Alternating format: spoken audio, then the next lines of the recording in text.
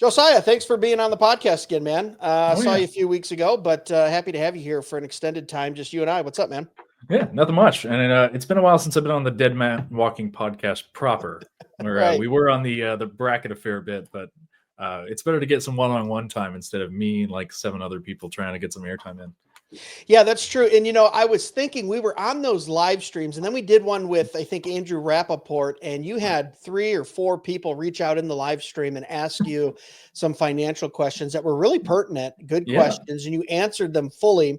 And I thought, and I think you thought too, I think it'd be good just to do an episode on kind of the current events of how things like inflation and tariffs and the economic outlook are going to affect both not only our money, but our investing. And who better to talk to than an expert such as yourself? I might chime in a little bit on real estate since that's my wheelhouse, but yeah, definitely wanted to talk to you about those things. So, yeah. um, I besides figured that, it'd be before we timely. yeah, before we get into it, what have you been up to? Tell the people what's going on. Yeah, just same old, same old. Dominion Wealth Strategists is the only distinctly reformed financial consulting firm. So when you're trying to serve the Reformed Church, generally speaking, they listen. So we've been busy with meetings as always. I'd like to be busier. I've got a lot of agents who don't have as many meetings being scheduled with them. I guess people seek me out specifically, filter by staff member. So my schedule's busy. But if anyone listening does want to get some free financial education advice, strategy, free financial planning from a distinctly reformed perspective, reform.money, www.reform.money. Just head on over, book a free consultation or a free introductory overview, rather. But it's all free of charge. I can Love explain it. exactly why in that meeting. So can my agents. We'll get you squared away on that front as we take the MAGA economy to its post-millennial, Sure. teleology there. Mm-hmm. Yeah, and guys, you can just click below if you're watching or listening. All the links are there. It'll take you right through to where you need to go to get in contact with Josiah. But I wanted to ask you first off, before we get into the micro level, on the macro level, I know in real estate, every 4 years, I've been in real estate now coming up on 15 years. So I've been through 3 presidential cycles. And it seems Oof. like 6 to 8 months before the presidential cycle, everyone kind of tightens up, no matter who it is, whether it's a Trump or Biden or Obama or whoever it is. Yep. They just seem to kind of hold off and wait. I think there's some psychology attached to a presidential change or a new Mm-hmm. administration with making decisions financially. That happens in real estate quite often. Does that happen in your sector as well? A fair bit, mostly just because everyone's kind of holding their breath. Right? Yeah. They don't know exactly what things are going to look like, especially when it's a Democrat and a Republican running up against each other with two pretty diametrically opposed positions. So you Mm, how you're going to move forward depends very heavily on who ends up winning. Are we going to be uh, are we going to be in a bull market or a bear market, which is kind of detached from the presidency? They don't have that much economic authority. But are things going to be moving in the right direction? Can we be optimistic, or are things going to move in the wrong direction? And are we going right. to be pessimistic? And both sides of the aisle think the opposite. If the Democrats, if they win, oh, they're optimistic for those 4 years. Yeah. The Republicans are pessimistic, and then they switch whenever the administration changes, whenever the parties change. So Yeah. yeah, you do see a whole lot of breath holding, uh, people getting prepared for deployment, or people getting prepared to hunker down and last it out. And every single election year, pretty much, is always an up year in the market. There's no market corrections. I think the folks pulling the strings behind the curtains are wanting to make sure that things don't collapse Right. while everyone's trying to make their decisions. Everyone's got a really strong financial incentive to make sure America's doing well, because then they can. It's us, right? Who's doing it? Yeah. Yeah, it is Um, it is funny how gas prices always drop a few weeks before the uh-huh, election. mhm. The S&P 500 and Nasdaq seems to be doing okay. There's always some type of, hey, don't worry, the economy is great. Go out and vote. Let's keep this thing moving. Right. Peaceful transmission of power, all that. With that being said, though, I mean, we're now in a Trump administration. If you follow politics at all, you understand the first 100 days is usually the most important for any sitting president. We're Yep. just over halfway through that, I think, at 51 days. Mhm. And one of the big things on people's minds is tariffs. Trump talked about it for a year and a half on the campaign trail. Seems like he's going to go through with these. What should the average consumer, investor, I'm talking in your world and my world, what should we be concerned, not concerned? What do you think there? It's kind of a mixed bag. All right, and I'd almost go on a case-by-case basis with each tariff. So my wife actually used to work in imports. She was an import specialist at a imports brokerage firm. So very familiar with tariffs and scat codes and doing all the 9 yards there, getting products into the United States. And tariffs have always been weird. For one, it makes weird businesses it makes businesses do weird things for net profitability. Like Converse shoes, for instance. The reason they have that like fuzzy bottom that kind of peels off as you go around, walk around, is because they're technically slippers on paper. So they're imported as slippers because slippers are taxed lower than shoes. Wow. Or on the tariff as they import them. Or I'm here in Louisville, Kentucky. So Heaven Hill Distillery, I mean, all the distilleries really right here, will often ship the barrels, or they'll ship the liquor and the bottles to Mexico so that they can be bottled down there, because it's cheaper to bottle it down there and import finished product than it is to pay the tax on finished product in the United States. So Yeah. again, businesses are doing all sorts of funky things because of tariffs anyway. So an increase in tariffs really just means that prices are going to increase on a lot of things for Americans. It's a tax on foreign countries, but really it's because we're not buying the products anymore because we're priced out of that market. I don't think that's necessarily a bad thing on most tariffs, by the way, since they're functionally subsidized by slave labor. The reason they're so cheap is because they're not paying their people what we would consider a living wage. And there's actual man stealing and actual slavery going on in a lot of those locations. Like sweatshops in Southeast Asia, most of those people are not there on purpose. So I think tariffs rising that will actually have a net moral benefit for the world in a lot of respects. But for the average American living at home, you're not going to be able to get products as cheaply. For most business owners who rely on a lot of their products from overseas, or a lot of their net materials from overseas, things are going to increase, and that's going to hurt for a while.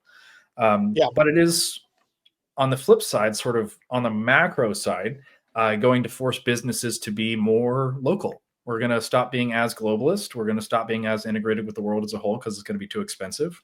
We're going to have to focus here. We're going to have to bring manufacturing jobs back here. Other companies, other foreign companies, are going to have to build their factories here in order to sell here.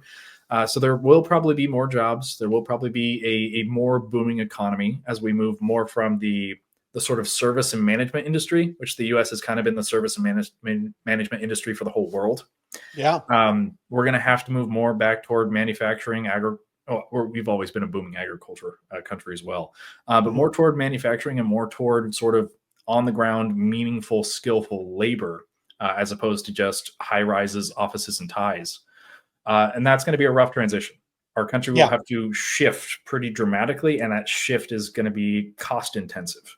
Building a manufacturing plant isn't free, and those costs are going to come out of most of our paychecks and most of our prices in the meantime while that gets established. But long term, I'm not too worried about it. In fact, I'm pretty optimistic about it. Even if things get worse in the short term, I'd say in a year or two, having most of the things that we need at home, so to speak, all within the United States, is going to be a huge net boom for our economy. It's just going to take time. Yeah. So if I'm being optimistic and you really look at kind of free markets and capitalism, and you just made the point at the top of the show. I mean, if you're a business, small business, medium or large, and you're in a capitalistic free market society, now I think we really need to reduce some regulations so we can get back to a true free market, but that's a whole nother episode. You will find a way. Right? You're going to find a way to make profit, to survive, to pay your employees, just like you said, instead of bottling and shipping into the United States, bottling there, maybe go somewhere else.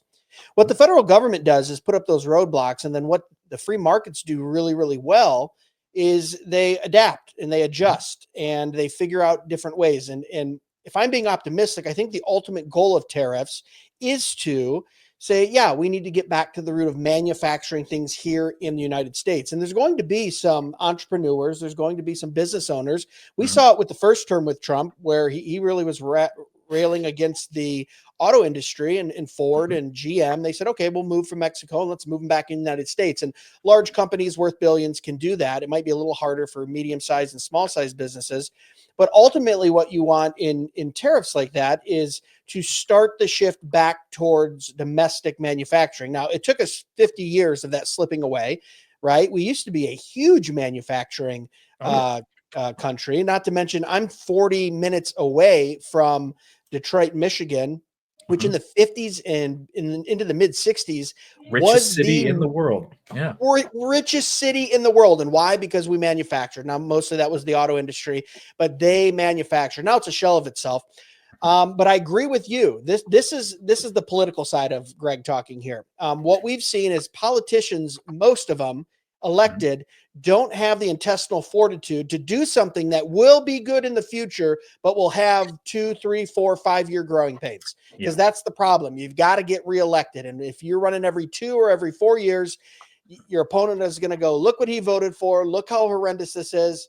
And Ron Paul was big on that in the 90s and early 2000s. He said multiple times, like, look, if we do X, Y, or Z, it's going to be tough for 3 to 4 years, but then the benefit in the 5, 10, 20, 50-year run is going to be much better. And I think that's where tariffs are. So I'm on board with you saying, in theory, I think tariffs could work, but it'll probably be a rough go for probably 2, 3, 4 years. I think, you tell me what you think, Josiah.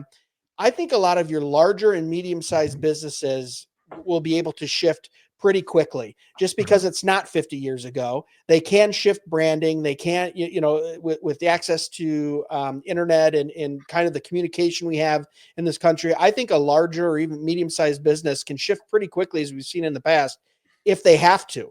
If they've got government regulation or laws, from whether it's from the executive through an executive order or through Congress, through the legislative branch, they will shift to make sure they hit profitability. So I think we're agreeing here. And for the regular person out there, let's say you're just a consumer. Let's say you're in a management position at a company, you own your own small business. Heck, even if you work on the line and you're working your overtime at your factory, you're a consumer for the most part. Even as a small business, you have to buy things. How do you think that's going to affect them? I think the medium and large are going to be able to subsidize some of that with some of their millions and billions they make. But what about the guy like me, who has 3 agents, the guy who is a small business owner or, middle management in finance or something like that? How do those tariffs directly affect them? Is it just cost of goods, or do you think we'll see some other stuff? Yeah, essentially cost of goods. That's definitely the largest factor. But we're also going to see probably a fair increase in prices. Everyone's going to have to raise prices in order to keep up. So everything you buy is going to be more expensive, but you're going to be able to sell your goods at a higher price too, which is really only going to hurt the people who have to pay for the things. And 90% of our commerce is funded by 10% of the population. Wow. So it's going to be a bit rough in the meantime. I think there's going to have to be a lot of pivoting. There's going to have to be some potential hard pivots where people have to change the industry that they're working in, or they have to start a new business. But there's going to be plenty of opportunity here with heavy deregulation and, again, like moving energy back to the United States. So you might have to change industries in order to make ends meet, but there will be enough food on the table for everyone. There's going to be enough economic activity that you can do that's meaningfully valuable that will kind of make up for it. So I think this shift is going to really favor the bold. It's going to favor the optimistic, and it's going to favor those who can quickly pivot. But if you're locked in, your business is really well established, and all you're doing is selling foreign products. Let's say you have a hypothetical here. You run a like candy shop that just sells stuff from Russia. Yeah, like really niche product, or maybe Japan, because I know there's a lot of weebs out there. So maybe you run a shop that's just Japanese imported manga and ramen sodas and stuff. Yeah, your business is probably going to suffer, right? At least for a time period, because we're shying away from globalism, which I think is a net positive. We want to focus on America first. We want to make sure that we're following the biblical principle of concentrically taking care of those who are ordo amoris closest to us. So you take care of yourself, you take care of your family, you take care of your business, you take care of your church, you take care of your community, you take care of your nation. And we shouldn't be subsidizing inhuman practices or unhumane practices across the ocean in order for us to have luxuries that much cheaper. Right. I would rather have our necessities cheap and our luxuries expensive like they used to be, as opposed to now our luxuries being inexpensive and our necessities being just ridiculously expensive, causing, basically everyone 35 and younger to have almost no hope for the future. Yeah. So we do need to make some pretty drastic shifts. And even if it's painful in the meantime, we already have like a 15-year, the opposite of a head start here. We have a 15-year handicap. in economic activities that we need to make up for. And if it takes 5 more years, it takes 5 more years. Yeah. Yeah. How, and just on a side note there, how crazy was that to see the vice president throwing out the Latin there? I mean, Yeah, I the don't order think of I've ever Morse. seen that before. Yeah, because it was a concept that no one talked about until the vice president dropped it. It's funny that you say no one, but especially within reform circles and the people I run, I hear stuff like that talked about because it's something that we've seen that has kind of been lost over the last 15 to 20 years, right? Right. Yeah. Yeah. But that wasn't a particular term that I was Right. particularly familiar with. There's like everyone just jumped on the bandwagon. We would call it like concentric love, or Sure. making sure that you're taking care of your own, or maybe natural affections for some crowds. But we wanted to make sure that but the general concept of like, of course you take care of your family even if they're unbelieving before you take care of the Christian in Myanmar. Like that's obvious to anyone with more than 3 brain cells to rub together. And you have to go to college in order to untrain yourself from those from those natural common sense realities, and then good luck living them, because nobody does. Right? So for someone like you, let's say you've got a client and you guys do everything from, like I said, budgeting, estate planning. You're looking at, wealth management, things like that. You get someone in front of you. Are you talking about these issues? Are you seeing that people are concerned about tariffs or inflation or rising costs? And if so, what do you tell them? And what are some pragmatic things that you could tell someone listening right now that goes, after this episode, I'm going to go call Josiah to do to kind of guard against this? Yeah. The vast majority of our clients are people who actually really need help. I would like clients who have more money to work with, that's for sure. But most of the people who end up setting a meeting with us are those who heard, free financial planning, I need something. And they set a meeting with us. And so we're just looking through their budget. We're already pinching pennies. We're already trying to find any way for them to save money, get themselves out of that hole, get rid of that credit card debt, and get them moving in the right direction again. So this is actually bad news for most of them for a while, or for a little while. Like, all right, the practical advice is going to be the same. We can't pinch any more pennies. We can try to get more blood out of this turnip, but there's not much there. So we'll see if $5,000 rebate from Doge helps keep some people on their feet. There will have to be some interventions, I'm sure. And hopefully, my ideal hope is that the church will resume its former role as the caretaker of the poor. Instead of their commanded role, I might say too. Right. Yeah, their commander. Instead of giving tons of money to mission boards and sending the money across the ocean to people that we should care about to a degree, for sure, but we can no longer reasonably afford to subsidize.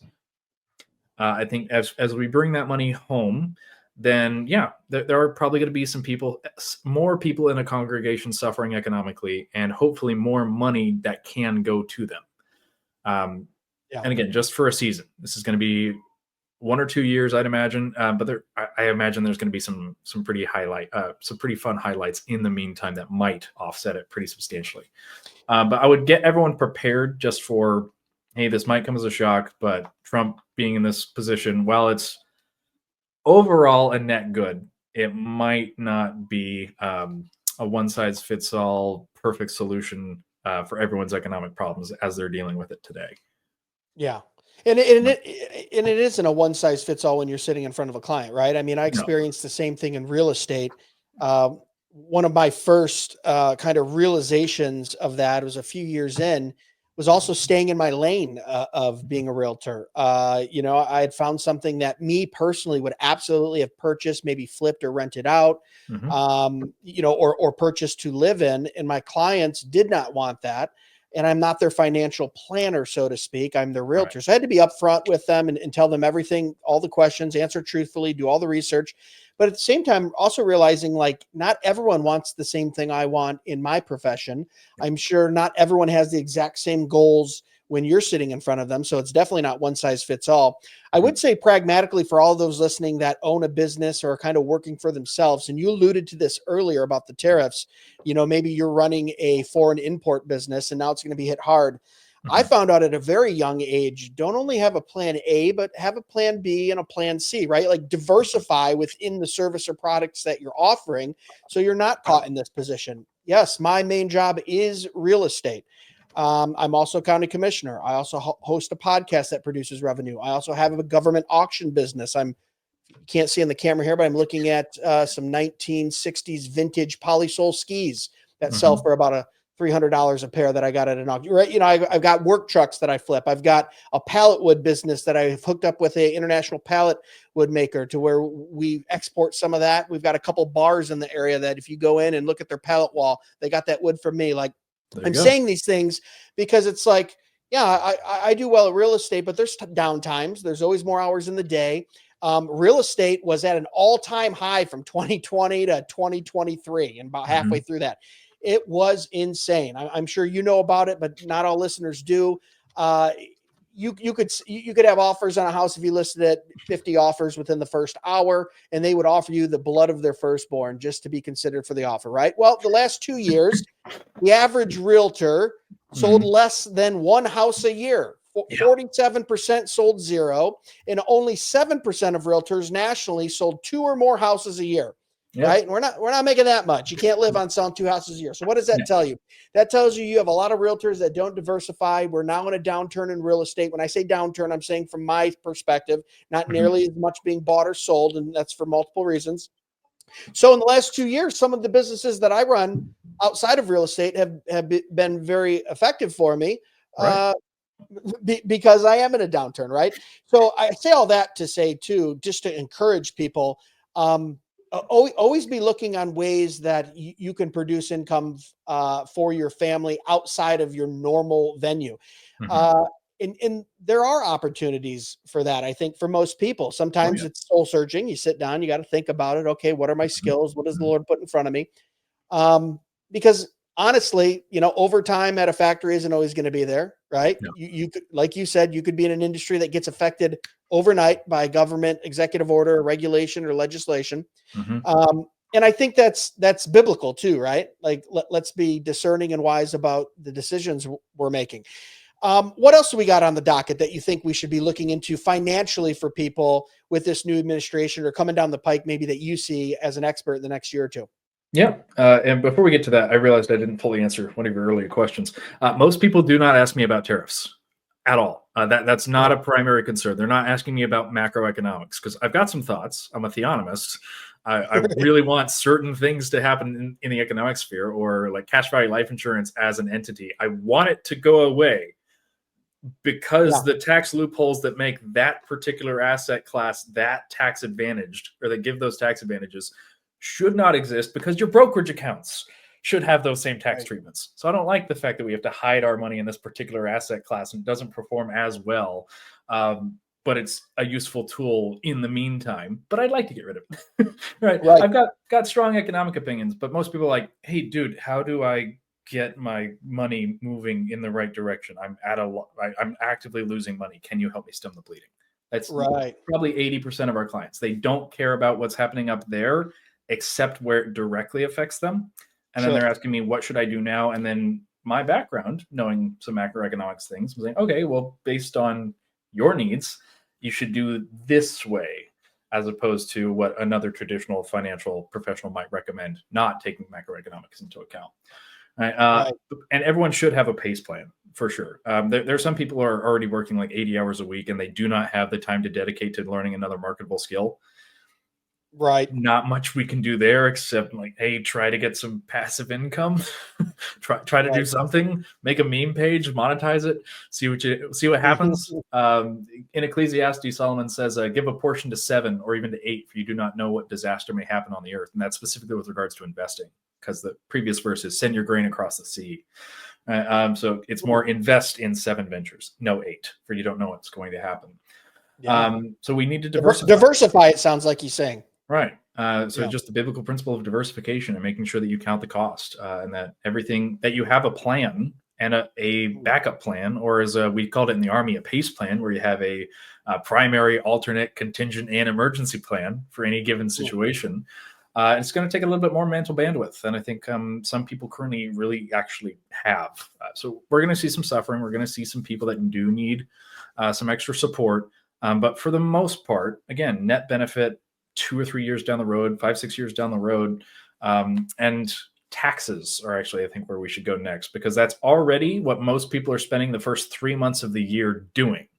Right. It's 1/3 or 1/4, 1/3 of your income that's already being taken away from you. If they got 1/3 of their income back, they could sure make ends meet. That's for sure. So as we're decreasing government spending, because that's the only tax that matters, fun fact, because if the government spends it, you do pay for it, either directly through taxation or indirectly through the inflation tax, essentially. Because they're spending the money, someone's got to pay for it, and the government doesn't provide anything. They're not a producer; they are a consumer. You're the producer. So we, as we're cutting government spending pretty aggressively, I am hopeful that the taxation piece of the puzzle is going to diminish, so that even though other things are going to hit people pretty hard, prices are going to go up. Hopefully, taxation nudges back enough to sort of justify it, to kind of make it worth it and leave us more or less on the same playing field if we can help it. But the government's getting in the way of itself a fair bit on that one. The hard part on that is just how what's the right word I want to look for? How we've been conditioned to look at taxes too, because everyone thinks their taxes are their income taxes, right? And they don't really, and maybe they think about sales tax, but now it's just, a sales tax, it's just tacked on every time you buy. So people don't really think about it. But if you think about all the secondary taxes, which is the real issue that I have with, I live here in Michigan, and we have a secondary tax on car registration that is insane. They base it off the MSRP from the day it rolled off the line, no depreciation. So if you are driving a 15-year-old Ford truck and the MSRP was $55,000 15 years ago, and now it's worth $5,000, you are paying $320 a year per vehicle to register that every single year on your birthday, right? So people who have multiple cars in the home, like I do, I'm paying close to $800 to register 2 cars every year. My daughter's going to have a car here in 6 months. That'll be a 3rd car. My point being is you have secondary taxes on automobiles, on property, on food, on services. You have people don't even realize there is a sin tax on cigarettes and bourbon and, in all these different things. Some states even drinks with sugar in them now. So when you add it all up, you say a third, you could argue it's closer to 50% by the time you take in secondary. And I would even include 5 over speeding tickets where cops are hiding behind a billboard. That is a secondary tax that local police officers use, or sheriff's office and city police use. Manufacturing your consent to a racketeering scam. Right. We're going to get real libertarian here real fast. If we keep talking about this, people are going to go, what the heck? I'm just saying, look I believe police officers have been appointed as officers of peace, and they need to be righteous and just as the Bible prescribes. I think if they were out patrolling the streets visibly, which some take that tact, and it actually shows there's lower crime and less traffic accidents when the police are visible, then maybe hiding in a speed trap and getting a $150 ticket for going 5 over, which then funds the goodies that the police want. But I digress. My point being is taxes are a really big thing. And I think if we have the right administration in here, who is looking at even bringing up the idea of abolishing the IRS or vastly reducing it, when the previous administration said, hey, we want to hire 75,000 guys and arm them, that's a drastic difference. I'm pessimistically optimistic. Is that a thing? I'm optimistic, but I'm like a little cynical because I've been in politics a long time. I'm hoping we see some type of tax reform. And to your point, do you think that's really going to, I think it's really going to make the biggest difference. What do you think?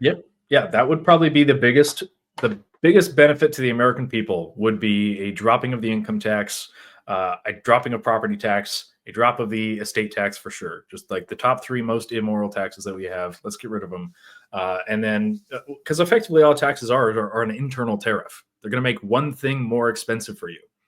Yeah. Every time a tax is passed. So we have a tariff on your house.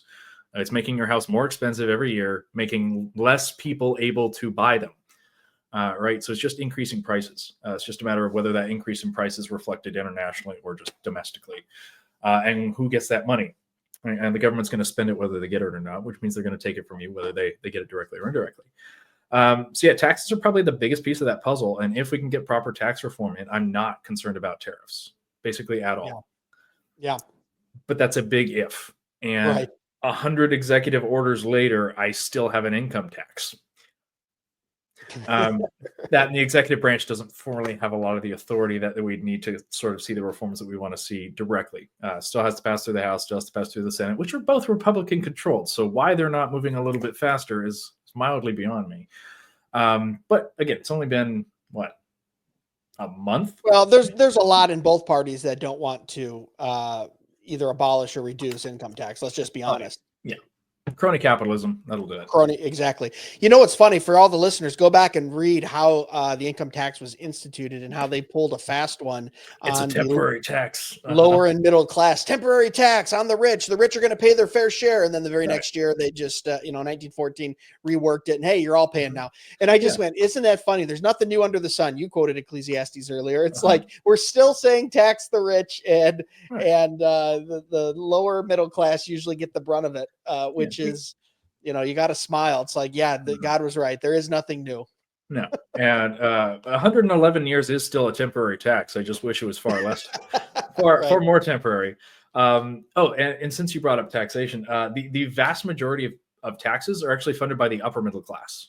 The richest of the rich don't pay basically anything in taxes. The poorest of the poor definitely don't pay anything in taxes. I think the lower 49% of the United States doesn't pay income tax. They get more back or basically nothing back when they do their tax returns. So it's really just the upper middle class that's being sucked dry with regards to pure taxation. Obviously, the other secondary taxes and the inflation tax hits everybody, but it is also usually, it's taking advantage of the poor. Flat taxes in particular, like sales tax on food, that hits poorer people as a percentage of their income far more aggressively than it hits rich people. Yeah. Right. But it's like the government isn't dumb. I mean, they know where to hit people. They've hit us everywhere on taxes, right? Yeah. Your sin tax and your food tax are going to probably affect a certain class a certain way, and then the income tax is going to affect another class the other way. If you're making between $400,000 and $600,000 in this country, and I have a good two childhood friends who they were high school sweethearts and got married, and he's a pilot, she's a doctor. They're both doing very well. We stay at their house when we go to Lake Michigan every year. Very nice, but they're in that bracket. And I look at it because he sat me down and we're talking about taxes and stuff and politics, and it is insane. It's like a 55% rate. They basically go, hey, you seem to have done. Now, granted, they have $350,000 in school debt that they're paying off. So they took out loans and they worked hard, and everyone, I say everyone, but a lot of the leftists and the majority of Christians will look at a couple making $500,000 and go, oh, well, they can afford it. Right. But it's like, look at, they spent years and years of their life doing this. Right. And it was just insane. And I went, you don't make a whole lot. You make more than me, but not a whole lot more when it comes to what they're taking from you. Right. And he's in a nicer house in a nicer area, but not that much nice. You know what I mean? Like growing up, $500,000 seemed like a lot. And then you get a little older and you go, oh, but if the government's going to take almost half of that, it's not really $500,000, right? And that's just half on straight income tax, because they also have the secondary taxes. So I've seen it upwards of something like 75-80% of someone's income once they pass a certain level, and they don't take advantage of the tax code the way the ultra wealthy do, would be paying practically an 80% effective tax rate. You know what's crazy about that too, and you probably are familiar with this, the Laffer and Laffer study, the income rate versus productivity. And it was two very liberal economic professors, husband and wife. And they said, we are going to set out and show how effective income tax is. And they had a prediction that about when you get to about 70% of a income tax, production will drop off. People go, it's not worth it. I'm just not going to work as hard, not going to get the bonus, not going to do the overtime. Right. They ran this test 3 different times, and I can't remember where the study was out of. It's a reputable university. They ran it 3 different times, and every one of them came in right between 32 and 33%. They showed that if you tax someone at an income rate above 32%, basically a third, which is in the number you threw out there earlier, the economic productivity of a person drops drastically. They go, well, yeah, I'm not going to work the other 10 hours this week because I'm going to be, taxed at 45% or whatever it is on hourly wages. It's insane. And I've always said, if you're a government and you took 100% of someone's income, what would we call that? Well, we would call it slavery, wouldn't we? If you're working for me for free, if I take 99%, Josiah, if I'm the government, I take 99% of your income, you would still go, yeah, that's kind of, we would call it slave labor. We'd have the word slave somewhere in there. I feel like if I took 98, right. And this is the argument I make with liberals, and you tell me what you think. I go, let's just keep moving that number down. At what point does an income tax not become economic slavery? What's the magic number? 70, 50, 40, 10, 1? I mean, 0.1. 0.1, exact 0.1. That's why I've been in that kind of no man's land of let's just for years and years, can we abolish the income tax? There's different ways we can do value added, we can do all these different things. Can we just abolish the income tax in general, because it is a form of economic slavery? God only asked for 10, right? And I'm happy to give it to him. The fact that the federal government is asking for 50, 60, 70%, and state governments too, is insane. But what are your thoughts on that? Like if we were to get rid of the income tax, do you think there's better avenues for some sort of tax? Because we're not advocating no tax here. We know that you have to have taxes for certain things. I think it should be limited. But you have an economic background. What are your thoughts on what it should be replaced with? Yeah, and I'm a theonomist, so we've got plenty of resources on exactly what a biblical tax would look like. You brought up the tithe and that God only asked for 10%, and I want to correct that just because it's a really common misconception. In fact, every church is a theonomist when it comes to the tithe. They all require you to give 10%, even though the 10% is nowhere repeated in the New Testament. Yes, I said it kind of facetiously, but yeah. Right. So the tithe, to give you guys some background, was 3 tithes. That's it. So there are 3 tithes. There was the Levitical tithe to pay for the priesthood because they didn't have land, so you needed to feed. Oh, it was also only food. It was the grain and the fruit of the tree. That's it. So it was always subsistence. But if you live too far from Jerusalem, you could turn it into money because it's easier to transport. So there was an allowance for that. But the tithe was 10% of your storehouse 3 times a year. One for the Levites, one for the festivals, so that they pooled the resources. Nobody had to worry about food as they were tabernacling. And then the poor tithe, which was, I think, more municipal, where you would have a common storehouse where the poor could get food, so they didn't always have to be gleaning it from your fields, because I guarantee what they gleaned from your fields in the corners was not enough to feed them for the entire year. So that there was a poor tithe. Altogether, if you never ate out of your own storehouse, which is unlikely, then you would say 100% of your storehouse times 0.9 times 0.9 times 0.9, because you're only left with 9% left over. The entire tithe for the year was a maximum of 27.1%. So 27.1%, and that was out of your gains, presumably. It's what you have left over after the harvest, what actually ends up in the storehouse after your operating costs, after you pay your workers, after someone's lost in the threshing and winnowing. You don't muzzle the ox as he treads the grain. Presumably the thief comes in and steals some disease blight hits part of your field, that gets destroyed. So you're left over what you actually were able to take in profit, 27.1% maximum. So if the government's taking more than that, then yeah, they think they could take more than God as called for.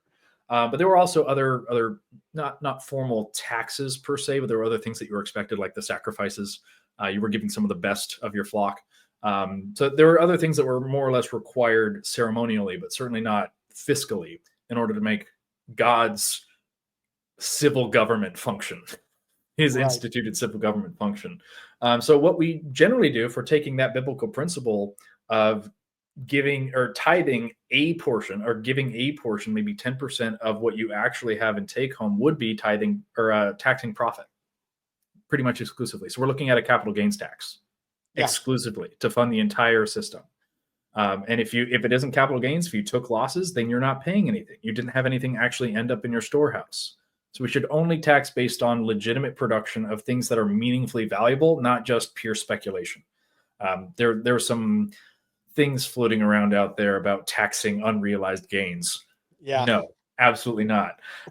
So it should only be a tax on meaningful production that actually ends up in profit, and only to the individual. Yeah. And that should be it. That's the only biblical way to do taxes as far as I'm concerned. So yeah, so you're almost looking at a capital gains based tax that would replace an income tax. Yes. And I think that's totally doable, because that's also linked to GDP, if you think about it, because Right. you're talking about capital gains, what the nation is producing, which would be probably the safest way. Now you have a progressive income tax that's all over the place.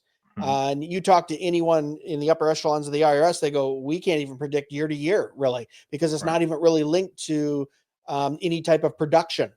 It could be loopholes and reductions and deductions and all these things, which, we know I don't like income tax, but on top of that, a progressive is insane to me. Yeah, progressives are insane. I mean, a progressive income tax. Yeah, progressives in and of themselves are insane, but I meant a progressive income tax. But yeah, okay. Right. The nice unintended, or I suppose semi-intended consequence is that if you're just an employee, just taking an income, and you're not investing, you're not making any meaningful profit, you're a receiver of the proceeds of profit, you are someone's loss on paper, you don't pay any taxes. Right. Yeah.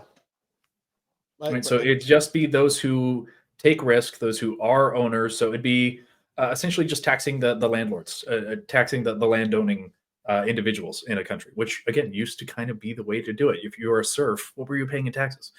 So it's a way to go back to the old school way of if you own the means of production, if you operate the means of production, and you do make a profit, then yeah, the government has, as they provide you protection and hopefully provide for the well-being of the populace as they do their jobs, then yeah, you should pay them a little bit of your profit in order to sort of maintain good and healthy order.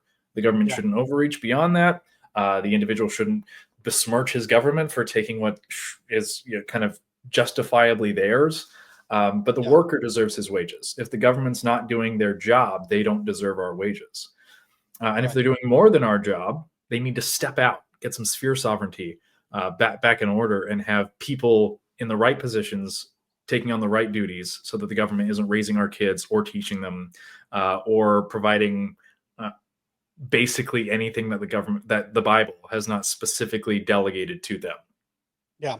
Here's a question for you. This one's off the top of my head here, and you might not be prepared for it, but I love to say I'm a general equity theonomist, which that sounds great. And then what does that mean? Yeah, what does that mean? And then when you actually nail down on, okay, what general equity are we bringing over and actually instituting into law? And I'm going to do an episode on that with someone probably that's quite a lightning rod here pretty soon, but kind of nail down that. And the civil sphere is the one that usually gets the most looked at, the criminal part of it. But I have you on here. Do you have anything off the top of your head within the financial sphere? You just very eloquently talked about taxes and said, hey, the only biblical way is almost like a capital gain instead of an income. Is there anything else within the financial area, taxes, tariffs, finance, kind of government spending, that you would say as a theonomist, okay, this is, I have my wish list, my punch list here of what I'd love to change. I'm king for a day, president for a day, whatever. These are some things that I would institute to make them biblical. Do you have anything outside of the tax example you just gave us that you'd go, yeah, this needs to change? Yeah, there's no such thing as a biblical president either. Monarchy is the only kind of government that God ever established. That when every man is I guess I have my lightning rod guest on right now. Okay, I'm gonna get hate mail for that. If every man is 1/350 millionth king, then he has no authority that he needs to submit to. So I love it. Yeah, we get into that. So yeah, plenty of things plenty of things that would change, that's for sure. But in the economic sphere in particular, usury is rampant right now. So there would need to be serious consequences for anyone who is actively taking advantage of the poor. Right? Anything that's over a justifiable percentage. Unfortunately, that is going to require some sort of bureaucracy in order to determine in any given situation whether that interest rate was justified, because you can't do blanket advice here. Or you can't do blanket like, oh, no, nothing more than 6% ever. Because, yeah, if the risk is high enough and someone willingly entered into the contract and it wasn't usury, or you could, again, loosely define it, but like 20% interest on someone who probably isn't going to make the payments could be justifiable. But we just need a reordering of things. So I'd say some sort of general recommendation from the king's office. Here's what I would generally recommend you guys hold to. And then you individual magistrates down at the city level, down at the community level, enforce this. And there should be meaningful enforcements. However, the only biblical enforcements are death and restitution. There's no jails, right? So either the person who took advantage of the poor needs to give the money back, Zacchaeus style, which Zacchaeus somehow had so much money from what he took from the people and invested it so well, he was able to give more than he took. More back, yeah. So maybe that's an argument for capital accumulation in the hands of those who know how to deal with capital.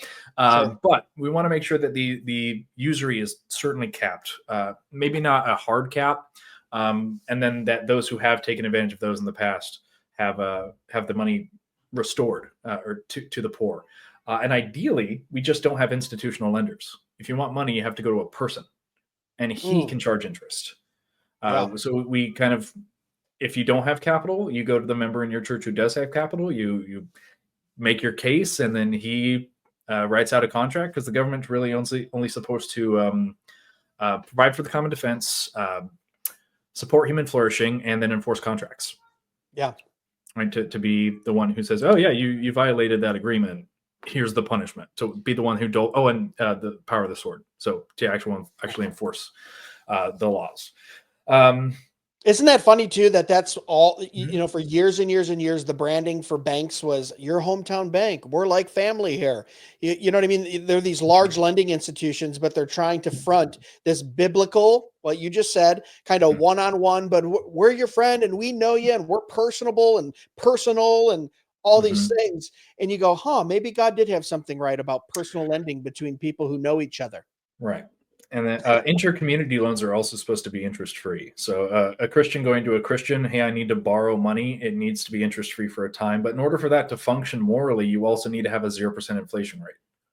Because if you're getting a 0% loan from someone, you're taking their capital, the opportunity cost that they are paying by having you have the money instead of themselves having the money. You're supposed to absorb that biblically, but then they're also losing 3 to 9 to 21% per year, depending on how you calculate inflation. Because those dollars are also devalued. Would you be okay with an interpersonal kind of personal loan that has a loan that's just attached to like an inflation rate? Like I'll charge you no interest, but attached to a moving inflation rate of whatever, government body or I don't know, whatever institution that says what the inflation is? Yeah, I would say that is the biblical way to do it, but try to actually get someone to agree to that. You're giving me a charity loan, but you're actually charging me 4%. Right. That would be hard to get across culturally. Like, yes, here's the math. Here's the biblical justification for that. I cannot give you money and then you extract value from me. Right. Yeah, I don't know though. At 4% right now, after the rate jumps, that's my first time home buyers and younger generation. That's what I'm dealing with. Is they're a whole generation. If you're 20 something, even into your early 30s, most of your adulthood, we were at a 0 prime in 3 to 4% lending, which is insane, right? Like I'm old enough to remember my parents going, "Oh my gosh, we got a loan at 12%. Awesome." Like that was good in sometime in the 90s, early 90s. By the late 90s, it had come down to about where we're at now. So you have this like false thing too of like people thinking what an interest rate should be, what level it should be, and they're getting kind of shocked by that, which is funny because for those 10 years, and even when I started this podcast 5 years ago, going back to 2020, I was like, guys, free money still right now. 2%, 2.5%. Go borrow, use it to your advantage. I mean, it's nothing. Right. It was less than inflation. You were literally taking advantage of the mortgage companies. Right. You were extracting value from them. Yeah.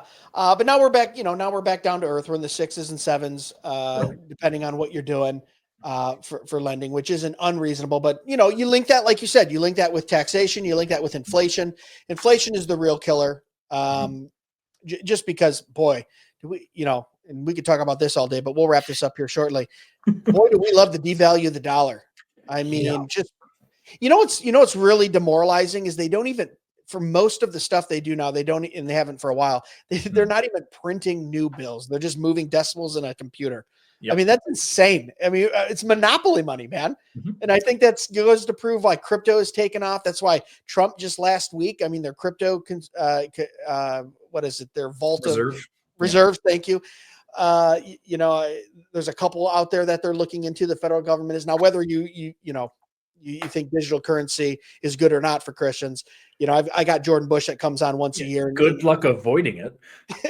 Right. And he's a thank God for Bitcoin guy. And then I've got, we probably got Andrew Rappaport will come on, our local DISPy, and be like, oh my gosh, it's the mark of the beast. Right. So digital currency is almost required in order to function in this day and age. But a digital currency just needs to be an actual currency. For those of you at home, a currency is a representation of a store of value as a medium of exchange, if we want to get real technical. So it needs to be backed by something that's legitimately valuable, something ideally that God has called valuable, like gold, precious stones, livestock, or property. And then it needs to be used as a medium of exchange. So if it's not in active use, it's not a good currency. If you're using like an old 1940s ruble, no one's taking that. So it's bad currency. If your currency inflates 3 or 4% per year, that's a bad store of value. If it inflates 150% per year on average, that's a bad store of value and not a good medium of exchange, because it disincentivizes actual usage. We do need to do some pretty serious monetary reform. I'm tempted to say end the Fed, because that's the thing that most people want me to say. But it's really reform the Fed. There are some legitimate use cases, but it's tiny. As a lender of last resort, and that's basically it. Not someone who sets monetary policy, not someone who's given the authority to print money out of thin air and then lend it at a rate that they pull out between their cheeks every single morning. It's literally made up. In case you were not aware, the prime rate is literally just, I think I'm going to charge this rate today. Because it's not based on any formal economic data. So we just need a better currency, and I think Bitcoin could, as long as it stabilizes against commodities, and it ends up being in some way, shape, or form retroactively tied to something that God has called valuable. But in the meantime, we've got the dollar. Everyone uses the dollar. That's the medium of exchange that we work in. So we need to just be wise when we're dealing with a currency that is actively sifting through our fingers and being printed out of thin air and being spent by the elites at full price, and then we get a diminished price when we use it. Oh, philosophically, if you really think about it, money is just your labor represented in a transportable mean. And when they inflate the currency, they're stealing your time, which is the most valuable resource you have, because no one's guaranteed any of it. When you think about it that way, when you go, the federal government cares so little about me that it's stealing my time away from my child, my wife, my means to live, and I don't even know if I'm promised tomorrow. You can get really angry with taxes and inflationary kind of politics really quick, but we don't think about it that way, right? The way you explained it was perfect. We just kind of go, oh well, it's $1, it's 20, it's 50, it's right, it's this number. But really, that $100 in your pocket represents your labor and your time, and it's like it's the most valuable asset and resource we have is time, because I might not have any. I might have 12 minutes left. I could drop dead of something right after this episode. I'm being a little facetious, but it's so true, right? We treat it so flippantly, time. But okay, let's finish this up. We went longer than what I thought we would, but I love talking to you. I've got one. I tried. I do have one quote to kind of finish that out. The rich people buy their time back, so they use money to buy their time. They'll pay for things that are that give them more free time, or that make their time more valuable. Relatively rich people buy skills. Right? They realize that they need to invest in themselves, and so they buy skills that make them either more meaningfully valuable, and also experiences. They buy skills and experiences. The poor buy distractions. That's it. That's all they buy. They're active losses or they're actively taking losses almost constantly, which fuels everything else. So if you want to be poor, buy distractions. If you want to be moderately wealthy, invest in yourself and go enjoy your life. And if you and once you become ultra wealthy, you can buy your time back. You know what's funny? What you just said there, it sounds like the rich are using biblical principles, and the poor are using the principles of the foolish in Proverbs. When you're talking about Mhm. distraction versus gaining skill. Yeah, at least with Uh, regards to pure monetary policy, because the rich right. these days are not biblical in most other regards. But Yeah, I'm not saying they billionaires are no, all are perfect. I'm no. saying They they reverse engineered biblical principles just by seeing what actually worked, God's rules and God's 100%. universe. Yeah. 100%. Yeah, we talk about it all the time. All right, you got anything for the people before we get out of here? One last thing. Obviously, you're going to be linked up Sure. below. People can get a hold of you, but give us your final thoughts. Yeah, if you would like anything or any of my thoughts with regards to your personal finances as opposed to politics and macroeconomics, I'm a wealth of knowledge there too, or at least I'd like to think that I am. So if you need help with budgeting, debt management, savings accounts, life insurance, retirement planning, estate planning, business coaching, group life and health, tax planning, like a whole 9 yards, everything to do with money except home and auto. I don't do that.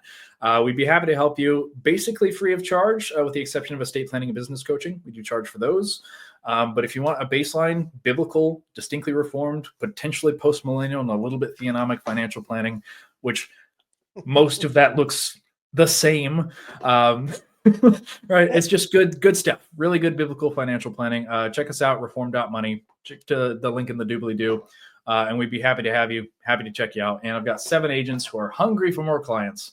So be sure to set a meeting with them as well. Yeah. And guys, I don't lightly endorse or encourage people, just off the cuff with people I just barely met or something.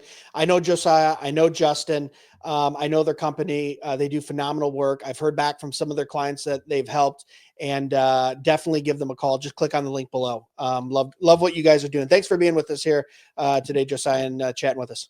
Yeah. Thanks for having me on. I'll see you next time. Cool. Guys, thanks so much for listening to another episode of Dead Men Walking Podcast. As always, you can find out more about us at dmwpodcast.com. Dead Men Walking anywhere on socials. We're doing a little stuff over on X now, which is real DMW. It's right there if you're watching it below. But remember, guys, the chief end of man is to glorify God and enjoy him forever. God bless. Be sure to check us out at dmwpodcast.com, where you can purchase the best and snarkiest merch on the internet, support the show, and leave us a review or message. Dead Men Walking can be found on Facebook, Instagram, and YouTube at Dead Men Walking Podcast, and on Twitter X at Real DMW Podcast. The Dead Men Walking Podcast is part of the Fight Laugh Feast Network. For exclusive show content, be sure to download the Pub TV app and become a member. If you're a business that needs to reach hundreds of thousands of potential customers in your demographic, podcast advertising might be for you. Send all inquiries to deadmenwalkingpodcast@gmail.com. None your biscuits.